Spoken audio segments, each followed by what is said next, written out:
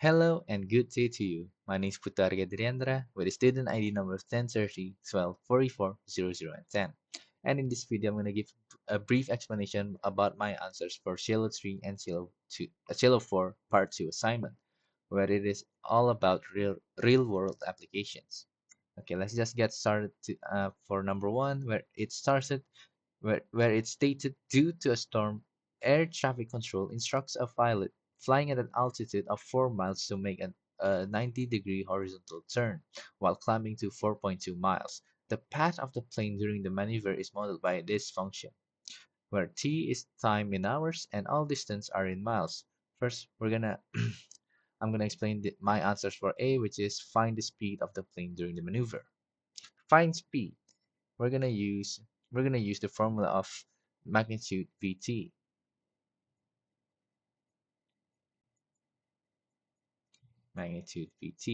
where Vt is the derivative of the previous function that was given to us in the question. Okay, so I'm just gonna immediately put the derivative function. So it's going to be minus 100 sin 10 pi t comma 100 p cos. I'm sorry, I need to add p here. Cos 10 pt, and then for the last one is 0.2. You may ask how the hell did I get this how the hell did I get this derivation? It's all from the function that was given in the question, where we'll just derivate all this all this. So for 10 cos, obviously we're gonna derive it to sin minus sin, where we're gonna derive it inside, so we get 10p. So it's going to be multiplied, minus sin is going to be multiplied by 10 cos 10 minus 10 sin is going to be multiplied by the derivative of the inside part. Same goes through for this one as well. So I'm going to continue on for this one. So since we already got the Vt, I'm going to continue on with the magnitude Vt, where magnitude Vt is pretty much, we're going to put this derivative into a square root. So we're going to get minus 100 pi sin 10 pi, oh god, by the power of 2 plus again 100 pi cos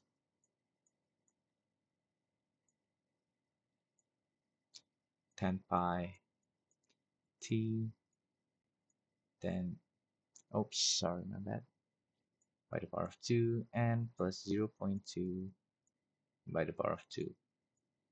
Okay, that's the formula for magnitude Vt. So we're just gonna simplify the function first before we continue. We're gonna get oops we're gonna get 100 pi by the power of 2, and then sine power of 2 10 pi t plus cos 10 pi t plus 0.04. Next, we're gonna continue. We're gonna use the trigonometric identity, where sine by the power of 2 plus cos by the power of 2 is 1. So all this is going to be 1. So we're gonna get square root 100 pi by the power of 2 plus 0.04, where we will get where we're gonna where we will get 10,000, because this is by the power of 2, 10,000 pi plus 0.04. Okay, we're gonna continue on. Sorry, where this being square rooted will get you approximately around 314 miles per hour. Okay, okay, that is the answer for part A. We're gonna continue on with part B, where it's gonna ask us to compute the tangential and normal components of acceleration, at and an, which one is 0 and y. Okay, first we're gonna find acceleration.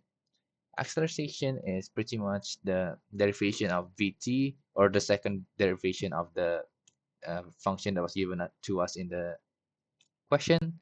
So acceleration, let me just write a is vt, oh, the derivation of vt, or the second derivation of the original function. So we're gonna derive the function of vt, which is this one. We're gonna get one, 1,000, uh, not yeah, 1,000 pi cos, and with 10 pi t, and at minus 1,000 sin 10 pi t. Can you see 0.2 is now gone because it is a constant. I'm gonna this first, make it nicer.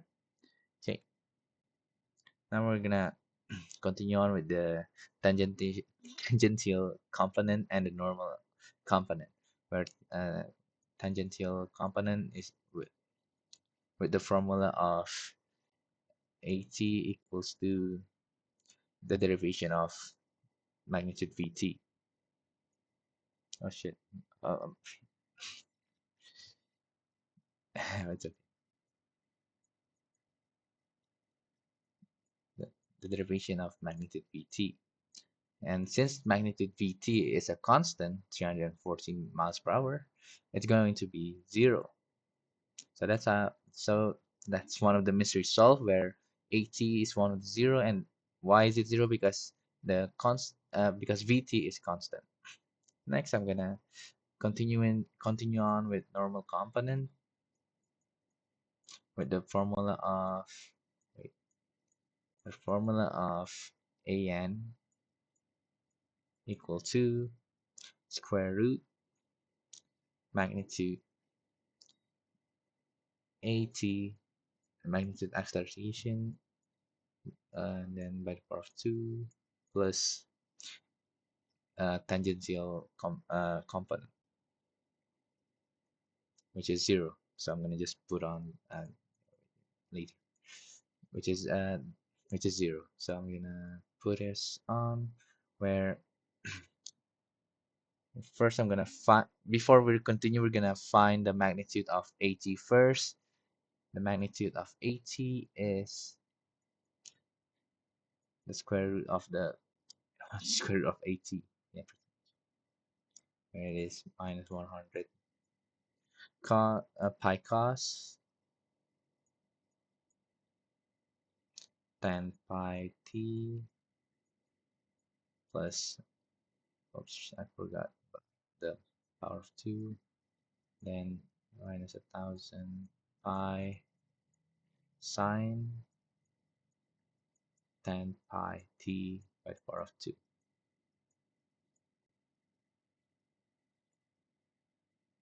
First, what you will get, first you're gonna simplify it again, where you will get 1,000 pi squared. Wait, I think I forgot squared here. Yeah, 1,000 pi squared. Oh yeah, no, that's not, that's fine. My bad. Okay, the power of 2, then again cos by the power of 2, where it is 10 pi t plus sine the power of 2, where it is 10 pi t. Again, it's going to be, we're gonna use trigonometric identity, where it is where all is going to be 1. So we're gonna get we're only gonna have 1,000 pi by the power of 2 left,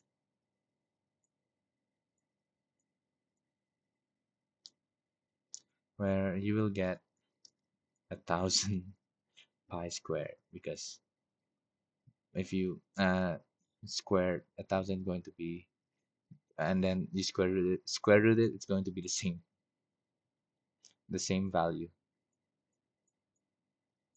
Okay, we're going to continue on with the previous with the normal component, where our where the magnitude of 80 is 1,000.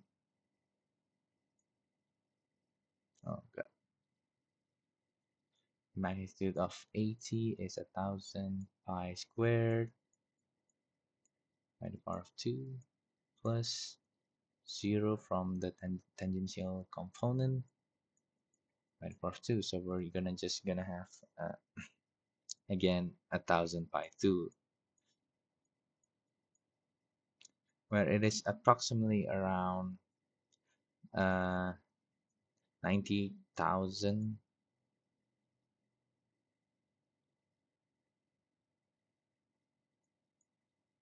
Yeah.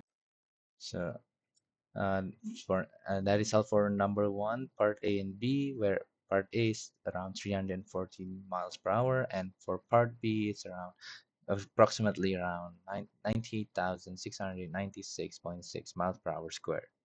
Okay, after this we're gonna continue on with number two. Okay, continue on with number two, where it states that a car travels along the curve y equals to 1 over 3x cubic, where both x and y are measured in miles. The maximum safe speed on a curved path is inversely proportional to the square root of the curvature at that point. Okay, we also have two parts A here, where A asks that if a car can safely travel at 30 miles per hour at the point 1 and 1 over 3, how fast can it safely travel at the point 3 over 2 and 9 over 8? Okay, we're gonna start with that one first. Okay, here I'm gonna explain since the maximum safe, safe speed v on a curved path is inversely proportional to the square root of the curvature kappa at that point. So we're gonna have something like this for the formula, where v is equal to kappa over square root kappa.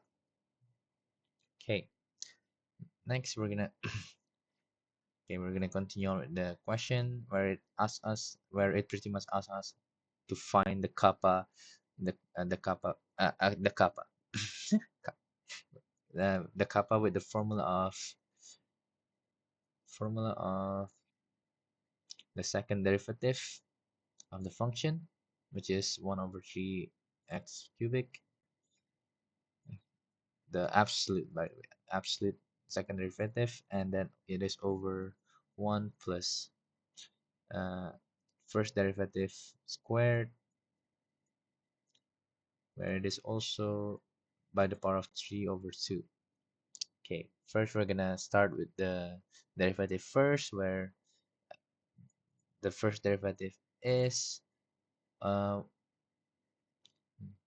uh I'm sorry, since it's 1 over 3 x cubic, it's we can remove the it's only going to be uh x squared now for the first derivation. Next, we're going to continue with the second derivation, where you will get 2x.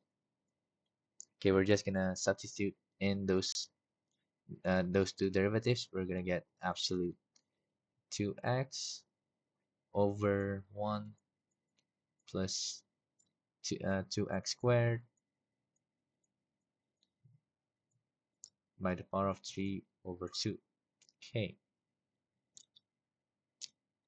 yeah, as you can see here, and I already mm, put the answers in this paper.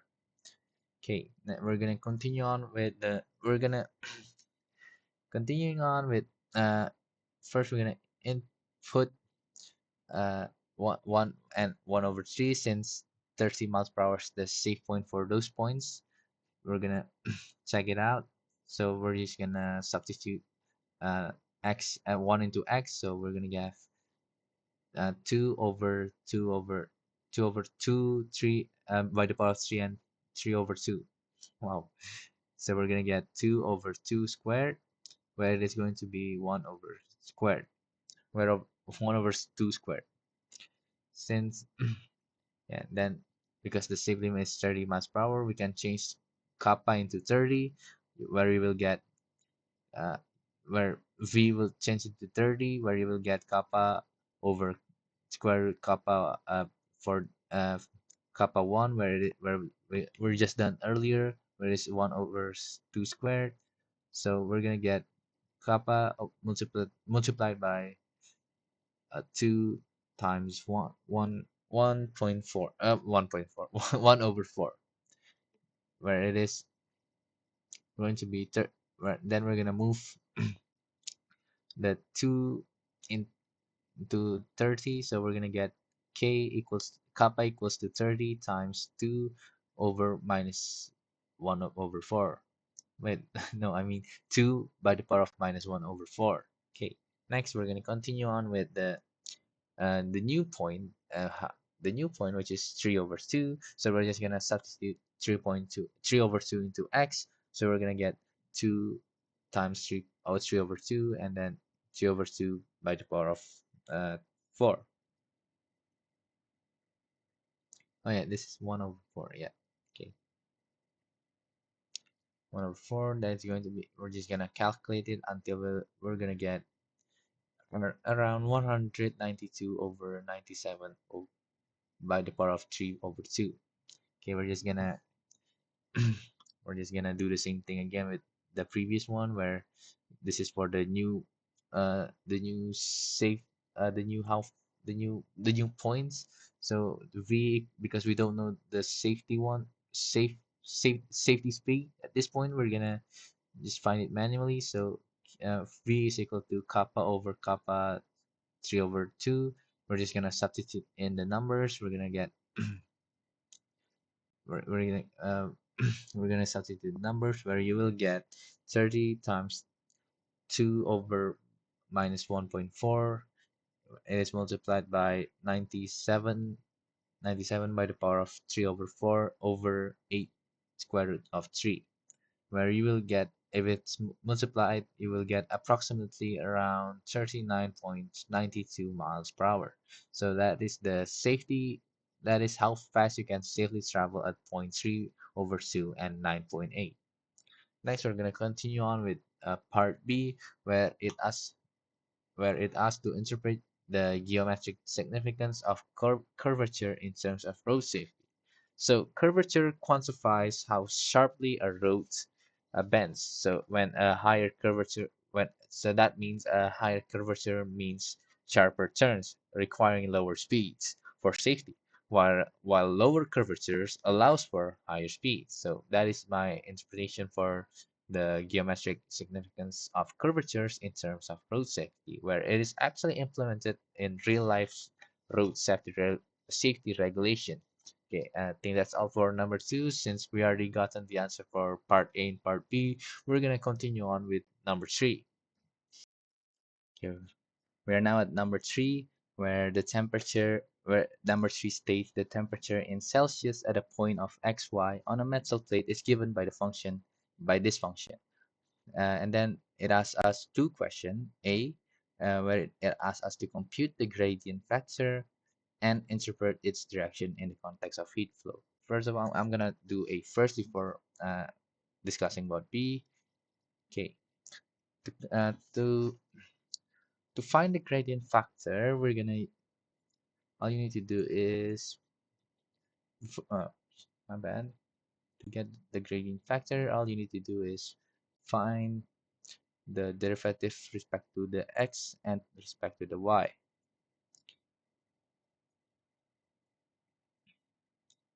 So then yeah, respect to the y. Oops. That's how you do. That's how you find the gradient factor. So, next, we're gonna find uh, the derivative with respect to the x and y. Where?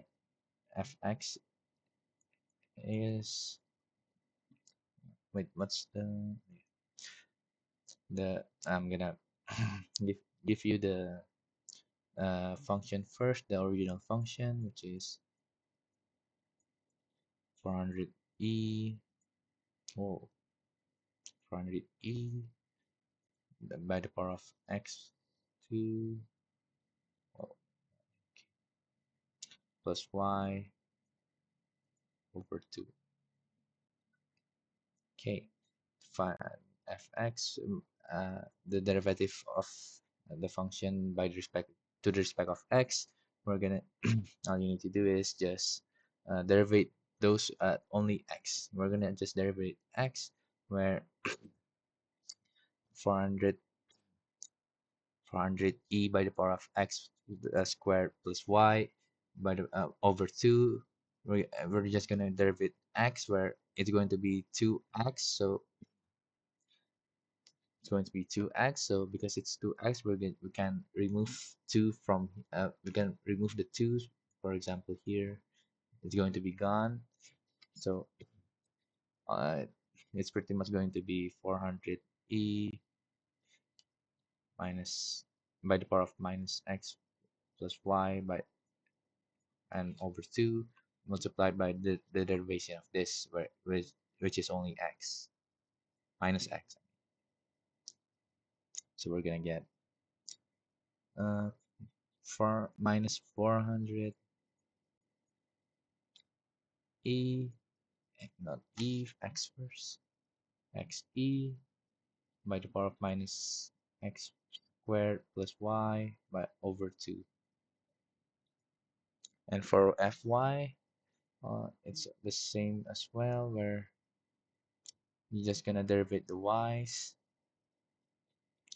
So we're gonna get 400 e, oh my bad, this, oops, minus x squared plus y by over 2 multiplied by the derivation to the respect of y, which is only y and half, because there's no, because it is only y, no square. It's going to be, the 2 is going to be still, it's still going to be there, so it's going to be multiplied by uh, half y. So wait, not, yeah, only half, because y is gone, because uh y is gone because there is no power, no power to it, so it's going to be 1. So all that left is going to be, and x as well is going to be con, because it's respect to the y, so it's going to be half left, so it's going to be multiplied by half. So you will have minus 200 e by the power of, yeah, this, why did I write there,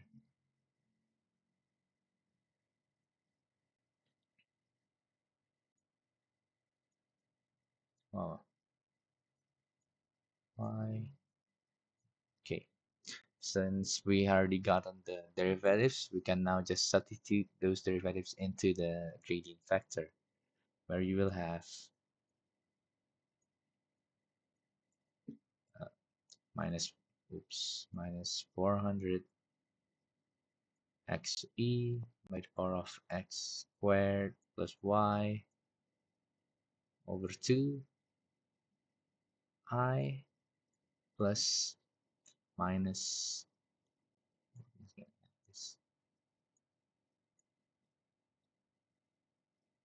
oh, not like that, 200 e by the power of minus x squared plus y over 2. Okay, okay, so that is the gradient factor. And also earlier it also asked us to interpret its direction in context of heat flow. So the gradient factor points in direction of steepest temperature increase, and then the heat flows in the opposite direction of to the gradient factors, which is hot to cold. And the direction also of heat flow also at any given point x a given point is given by minus gradient t. So it's going pretty much minus gradient t is pretty much like this.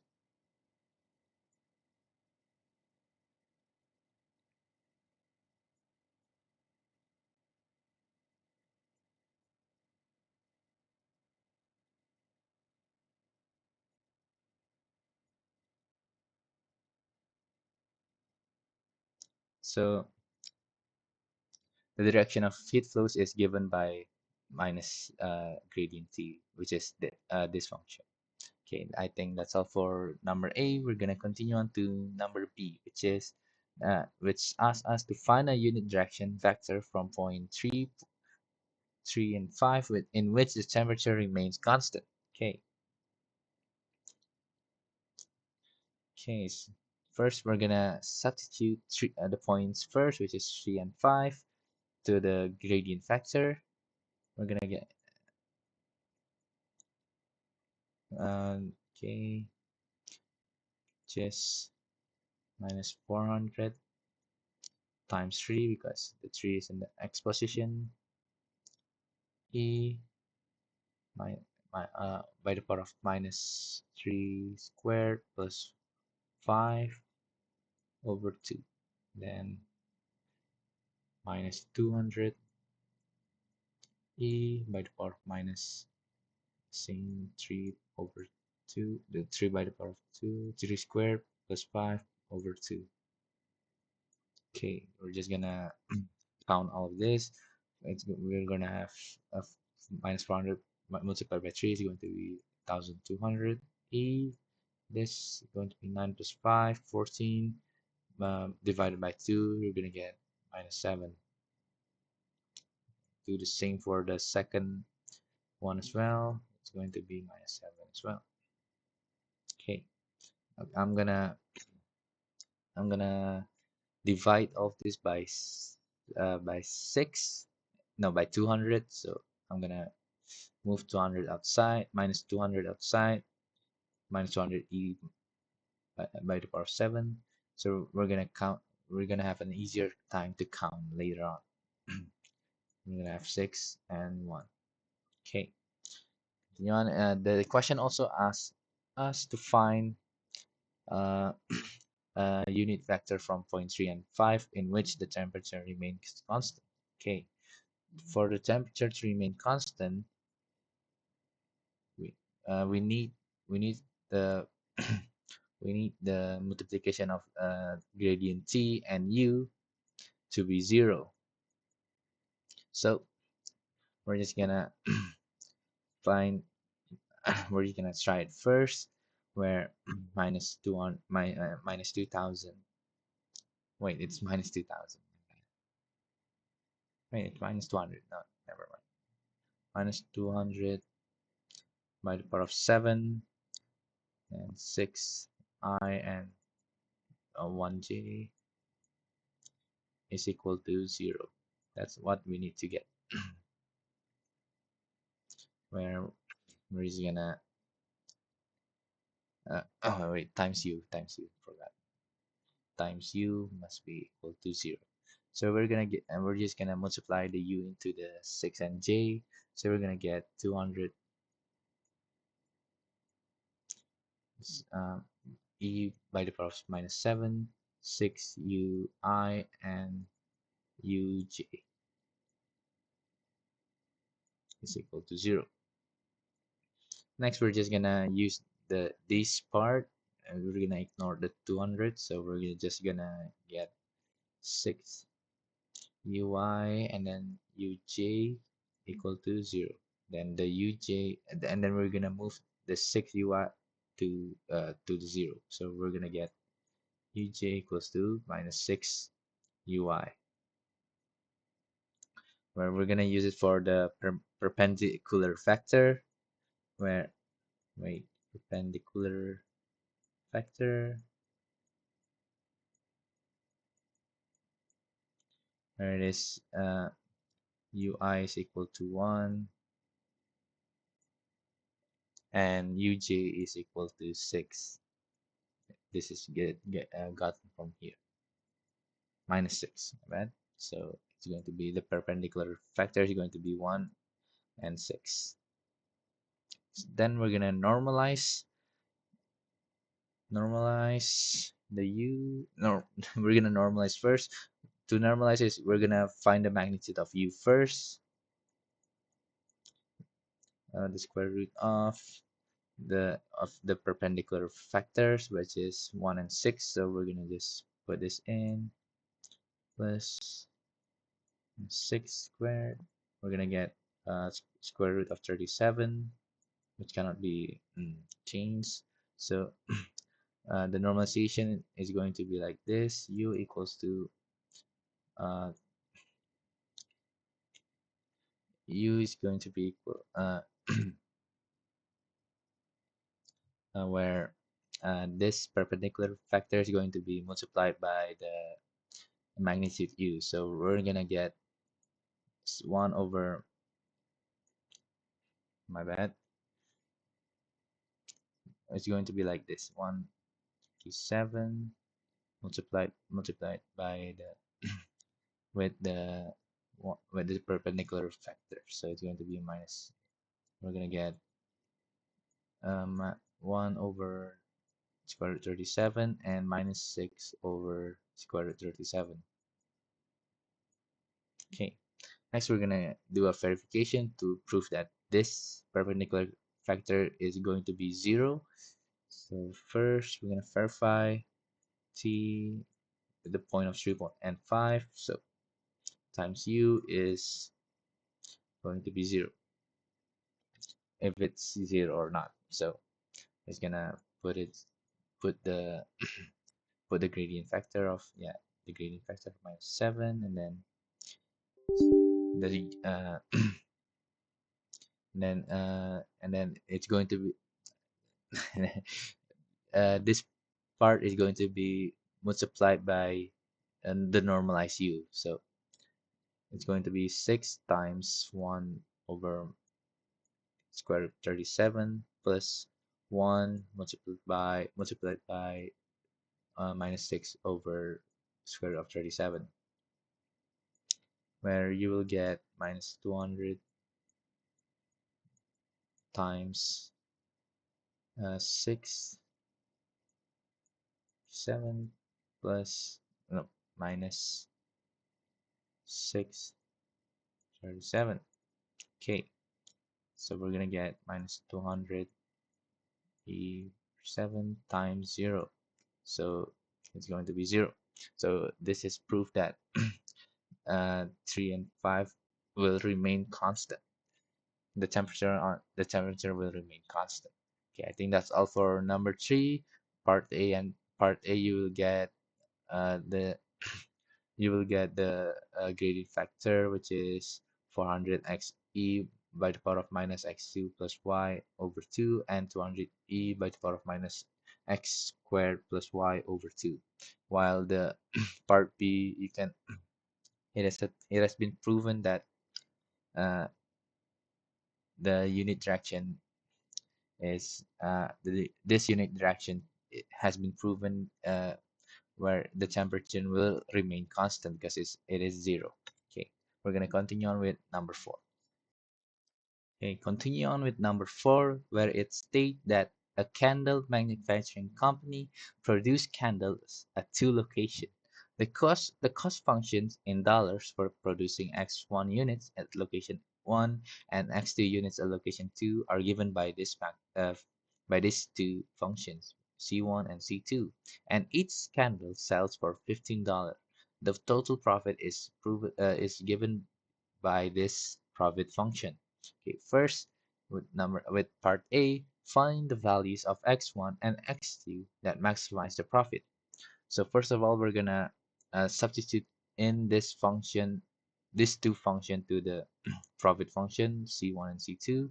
Okay, yeah, I'm just gonna write it down. So first, we're substituting those two functions first before doing anything. We're gonna get 15x1 plus 15x2 minus the function given before, 0.02 x1 squared plus 4x plus 500. Okay, and then minus 0.05 x2 squared plus, oops, too close, plus 4x2 plus 275. Okay, next we're just gonna simplify this function first. We're gonna get 15x1 plus 15, okay, my bad, 15x2 minus, oh, I mean, we're just gonna, yeah, simplify it because this is minus. We're just gonna put all this in. All of this is going to be minus 0.02 x 1 squared plus, not plus, my bad, for x minus 500 minus 0.05 2 squared plus 4x squared plus 2. Oops, again, I made the same mistake. 4x squared, not x squared, x2 minus 275. Okay. Okay, next we're just gonna calculate all of the same type, all the same types here. The x1, 15 at 15x1 is going to be subtracted by 4x1. We're gonna get 11x1. Wait, no, first, yeah, 11x1. Then 15x1 is going to be subtracted by the same type as well, which is 4x2. We're gonna get 11x2. Then I think that this is going to be the same. So 0.02x1 squared minus 0.05 x1 x2 squared x2 squared, and then minus 400 minus 500 is going to be subtracted by 275. We're gonna get 775. Okay, we're gonna rearrange first because uh, x squared is going to be first. So we're gonna get minus 0.02 x1 squared minus 0.05 x2 squared plus 11 x1 plus 11 x2 minus 775. Okay, that's the first part down. Next, we're gonna find the critical points. We're gonna derive it first for px. We're gonna derive it to respect to the x1. So I'm just gonna put it like this. Oops. Where you will get 0.04 from this 0.04x, and then and 11x1 is going to be 11 only. Then we're gonna also derive it x respect to the x2, where you will get 0 minus 0.10 x minus 11 as well. Next, we're gonna make this equal to 0 so we can find the critical points. Equal to 0, where we will get minus 0.04 x is now equal to, oh, my bad, it's supposed to be plus 11, my bad, equals to minus 11.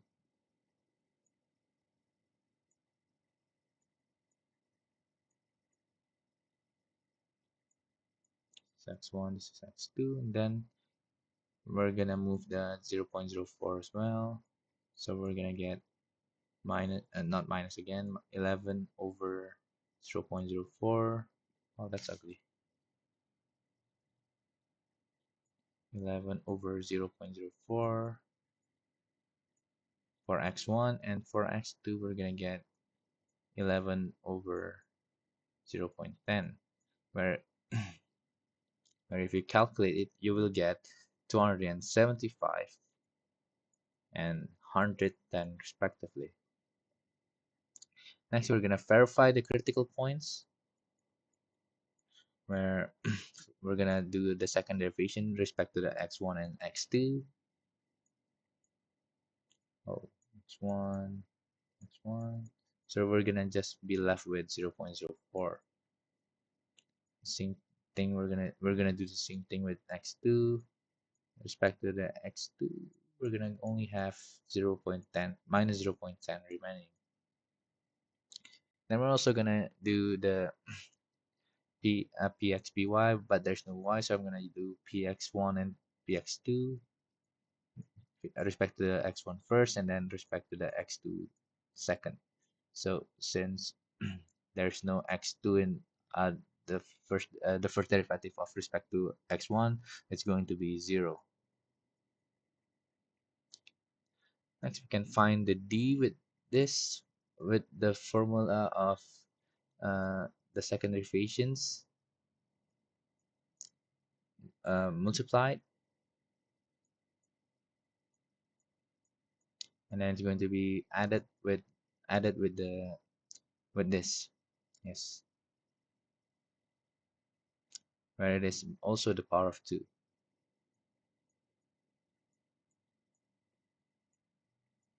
Okay,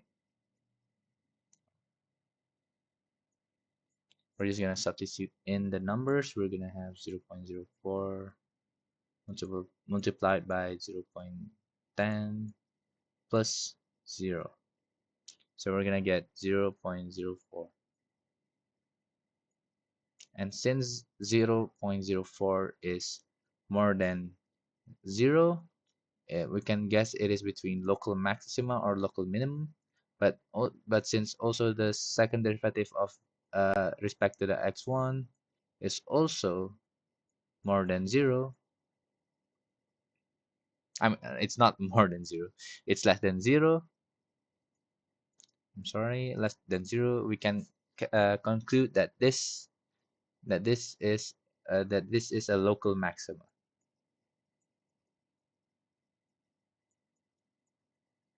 Okay, oh, that's a better idea. So from all this, we can prove that 200 for to find the maximized profit, we're gonna need uh, x1 to sell 275 units and x2 to sell 110 units from this calculation here. Next, we're gonna continue on to part B, where it asks us to interpret your results in terms of how many units each location should produce. Okay,